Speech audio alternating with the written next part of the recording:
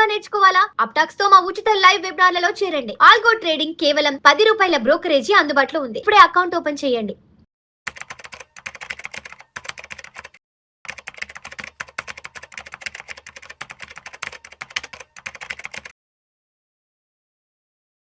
Hi, this is Lalitendranath, founder of golden ratio profile. ఈ వీడియోలో మనం వాల్యూమ్ గురించి కొంచెం ఇన్ డీటెయిల్గా తెలుసుకుందాము. వాల్యూమ్ ఇంట్రాడే ట్రేడింగ్లో కానీ పొజిషనల్ ట్రేడింగ్లో కానీ ఇన్వెస్ట్మెంట్లో కానీ వాల్యూమ్ అనేది చాలా ఇంపార్టెంట్. ఎందుకు అంత ఇంపార్టెంట్ అంటే volume is the king of all indicators. మనం ఎటువంటి ఇండికేటర్ వాడుతున్నా సరే ఖచ్చితంగా దాంట్లో మనం వాల్యూమ్ అనేదాన్ని ఇంక్లూడ్ చేసుకోవాలి.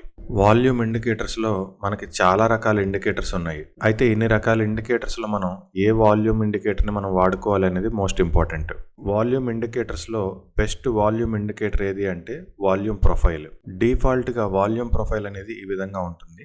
వాల్యూమ్ ప్రొఫైల్ సెట్టింగ్స్లో ఫస్ట్ ఇన్పుట్స్ అనే ట్యాబ్ ఉంటుంది. ఆ ఇన్పుట్స్ ట్యాబ్లో మనకి డిఫాల్ట్గా రో సైజ్ అనేది 24, వాల్యూ ఏరియా వాల్యూమ్ అనేది 70 అని ఉంటుంది. వాటిని మనం రో సైజ్ని 12గా, వాల్యూ ఏరియా వాల్యూమ్ని 50గా మార్చుకోవాలి.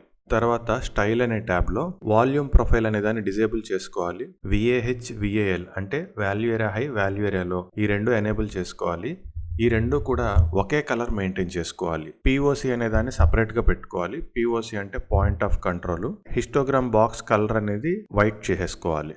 సెట్టింగ్స్ అన్ని మార్చుకున్న తర్వాత మనకి ఇలా 3 లైన్స్ వస్తాయి. So top line, bottom line దాన్ని value area high, value area low అంటారు. మధ్యలో ఉండేది POC, పాయింట్ ఆఫ్ కంట్రోల్. మనం ఏదైనా ఒక సర్టెన్ రేంజ్ యొక్క వాల్యూమ్ని తీసుకున్నప్పుడు ఆ రేంజ్లో వాల్యూ ఏరియా హై ఎక్కడుంది, వాల్యూ ఏరియా లో ఎక్కడుంది, POC ఎక్కడుంది అనేది ఈ 3 లైన్స్ మనకి డిఫైన్ చేస్తాయి.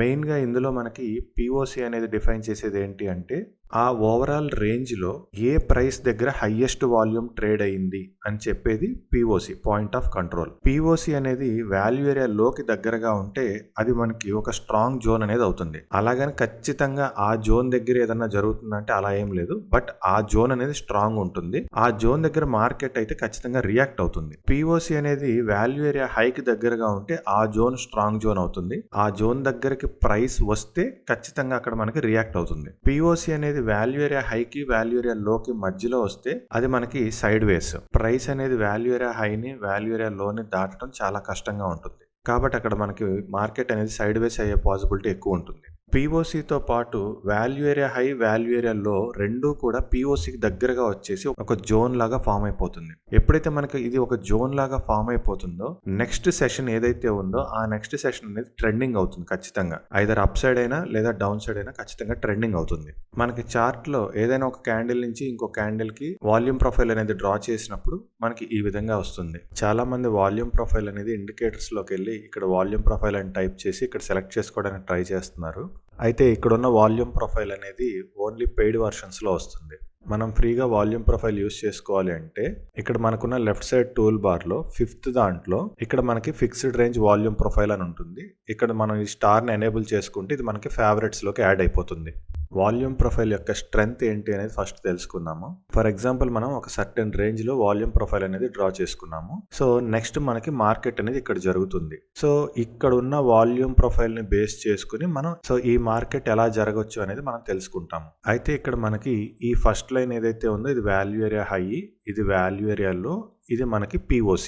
ఇక్కడ మెయిన్ కాన్సెప్ట్ ఏంటంటే వాల్యూమ్ ప్రొఫైల్ డ్రా చేసేసరికి ప్రైస్ అనేది మనకి ఇక్కడ ట్రేడ్ అవుతుందా, ఇక్కడ ట్రేడ్ అవుతుందా, ఇక్కడ ట్రేడ్ అవుతుందా అనేది చూసుకోవాలి.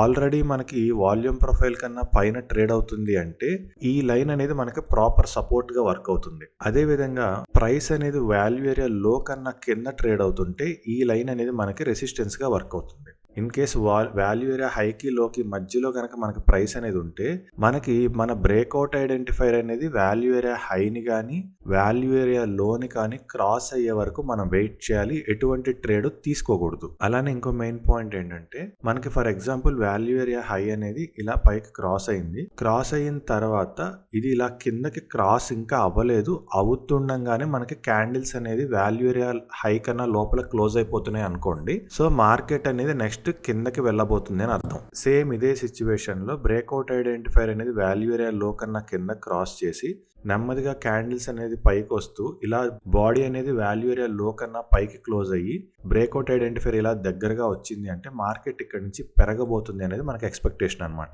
కాబట్టి మనకి వాల్యూ ఏరియా హైని క్రాస్ చేసి రివర్స్ అయ్యింది అంటే ఇంకా వాల్యూ ఏరియా లో ఆపుతుందా ఆపదా అనే డౌట్ ఏం అక్కర్లేదు. స్ట్రైట్ అవే ఇక్కడ మనం వాల్యూ ఏరియా హై దగ్గర ఎప్పుడైతే ఫెయిల్ అయిందో అదే వాల్యూ ఏరియా హైని స్టాప్ లాస్ గా పెట్టుకుని మనం సెల్లింగ్ పొజిషన్ అనేది తీసుకోవచ్చు.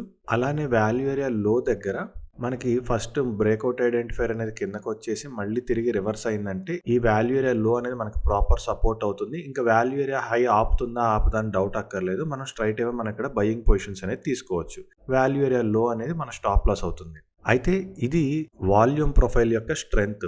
స్ట్రైట్ అవే వాల్యూమ్ ప్రొఫైల్ మీదనే డిపెండ్ అవ్వకుండా దీన్ని మనం సిపిఆర్ ప్లస్ ట్రెండ్ ఈ రెండింటి కాంబినేషన్తో మనం వాల్యూమ్ ప్రొఫైల్ అనే దాన్ని వాడుకోవాలి. గోల్డెన్ రేషియో ప్రొఫైల్ ఇండికేటర్లో మనం వాల్యూమ్ ప్రొఫైల్ అనేది మన సిపిఆర్ ఏ టైంలో ఉంటే ఆ టైం ఫ్రేమ్కి మనం వాల్యూమ్ ప్రొఫైల్ అనేది డ్రా చేసుకుంటాం. ఫస్ట్ మనం వాల్యూమ్ ప్రొఫైల్ని సెలెక్ట్ చేసుకోవాలి. ఇక్కడ మనకి నంబర్స్ ఉన్నాయి 1 to 30, 31 to 60. సో మనం 1 మీద క్లిక్ చేసి 30 మీద క్లిక్ చేస్తే అక్కడికి ఒక వాల్యూమ్ ప్రొఫైల్ వస్తుంది. అలానే 31 మీద క్లిక్ చేసి 60 మీద క్లిక్ చేస్తే అక్కడికి ఇంకో వాల్యూమ్ ప్రొఫైల్ వస్తుంది. సో ఈ మౌస్ కర్సర్ని జస్ట్ 1 మీద పెట్టండి. నేను ఇక్కడ కింద ఎంటీ స్పేస్ మీద పెట్టాను కానీ నా మౌస్ కర్సర్ అనేది 1 నంబర్ మీద ఉంది. సో 1 మీద క్లిక్ చేస్తున్నాను, వెంటనే 30 మీద క్లిక్ చేస్తున్నాను. సో ఆటోమేటిక్గా వాల్యూమ్ ప్రొఫైల్ అనేది అలైన్ అయిపోతుంది. అలానే 31 మీద క్లిక్ చేస్తున్నాను, 60 మీద క్లిక్ చేస్తున్నాను, ఆటోమేటిక్గా అక్కడ కూడా వాల్యూమ్ ప్రొఫైల్ వస్తుంది. సో వాల్యూమ్ ప్రొఫైల్ డ్రా చేయడం అనేది చాలా సింపుల్. ఇప్పుడు ఇక్కడ మనకి వాల్యూ ఏరియా లో కన్నా ప్రైస్ అనేది కింద ట్రేడ్ అవుతుంది. కరెక్ట్గా అక్కడే వాల్యూ ఏరియా లోతో పాటే మనకి సిపిఆర్ కూడా ఉంది. అంటే మనకి ఇదే ఇంకా మన స్టాప్ లాస్ రేంజ్. దీనికన్నా పైన బాడీ క్లోజ్ అయితే మనం ఎగ్జిట్ అయిపోవాలి. సో అక్కడి నుంచి మనకి మార్కెట్ అనేది కిందకి వెళ్తుంది. ఇక్కడ మనకి ప్రైస్ అనేది వాల్యూమ్ ప్రొఫైల్ కి మధ్యలో ఉంది. జనరల్ గా బ్రేక్అవుట్ ఐడెంటిఫైర్ అనేది వాల్యూ ఏరియా హైని కానీ వాల్యూ ఏరియా లోని కానీ క్రాస్ చేయాలి. ఎందుకంటే బ్రేక్అవుట్ ఐడెంటిఫైర్ ఈ రెండింటికి మధ్యలో ఉంది కాబట్టి. అయితే ఇది క్రాస్ అయ్యేలోపే ప్రైస్ అనేది చాలా ఫాస్ట్గా పైకి వెళ్ళిపోయింది. సో ఇటువంటి సిచ్యువేషన్స్లో మనం ఏం చూడాలి అంటే మనకి సిపిఆర్ ఏ డైరెక్షన్లో సపోర్ట్ చేస్తుంది, ట్రెండ్ ఏ డైరెక్షన్లో సపోర్ట్ చేస్తుందో చూసుకుని దాన్ని బట్టి మనం ముందుగానే ఇక్కడ వాల్యూ ఏరియా లోని స్టాప్ లాస్గా పెట్టుకుని ఎంట్రీ అనేది తీసేసుకోవచ్చు. అందుకే వాల్యూమ్ ప్రొఫైల్ ఒక్కదాని మీదే డిపెండ్ అవ్వకుండా సిపిఆర్ ప్లస్ ట్రెండ్ రెండింటిని కలుపుకొని అప్పుడు మూడోది వాల్యూమ్ ప్రొఫైల్ పెట్టుకుని మనం ట్రేడ్ అనేది సెలెక్ట్ చేసుకోవాలి. ఇక్కడ వాల్యూమ్ ప్రొఫైల్ కన్నా ఆల్రెడీ పైనే ఉంది, సిపిఆర్ కన్నా పైన ఉంది. అంటే ఇక్కడ మనకి డైరెక్ట్ గా ఎంట్రీ అనేది తీసేసుకోవచ్చు. With respect to volume profile మనకి మూడే కండిషన్స్ ఉంటాయి. వాల్యూమ్ ప్రొఫైల్ డ్రా చేసేసరికి ప్రైస్ వాల్యూమ్ ప్రొఫైల్ కన్నా పైన ఉందా, వాల్యూమ్ ప్రొఫైల్ కన్నా కింద ఉందా, ఎగ్జాక్ట్ గా వాల్యూమ్ ప్రొఫైల్ కి మిడిల్ లో ఉందా, ఈ మూడే కండిషన్స్ ఉంటాయి. మనకి డైరెక్ట్ గా వాల్యూమ్ ప్రొఫైల్ కన్నా పైన ఉన్న ప్రాబ్లం ఉండదు, కింద ఉన్న ప్రాబ్లం ఉండదు. మధ్యలో ఉన్నప్పుడే డెసిషన్ మేకింగ్ అనేది కొంచెం టఫ్ అవుతుంది. అప్పుడు మనం ట్రెండ్ ప్లస్ సిపిఆర్ ని కలుపుకొని మనకు మార్కెట్ ఏ డైరెక్షన్ చెప్తుందో చూసుకోవచ్చు. అలానే ఎప్పుడైనా మనకి సిపిఆర్ ఒక డైరెక్షన్, వాల్యూమ్ ప్రొఫైల్ ఒక డైరెక్షన్ చెప్తుందంటే అక్కడ మార్కెట్ ఏదైనా జరగవచ్చు. కాబట్టి వెయిట్ చేయాలి.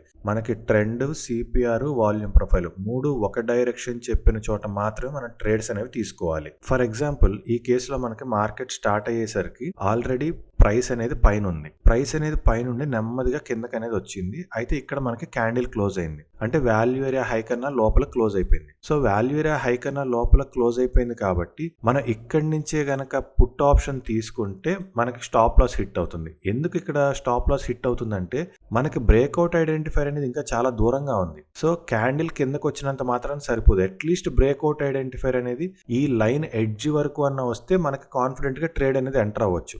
బ్రేక్అవుట్ ఐడెంటిఫైర్ అనేది ఎంత దూరంగా ఉంటే ప్రైస్ అంతగా రీట్రేస్ అయ్యే అవకాశాలు ఉంటాయి. అందుకే బ్రేక్అవుట్ ఐడెంటిఫైర్ అనేది మోస్ట్ ఇంపార్టెంట్.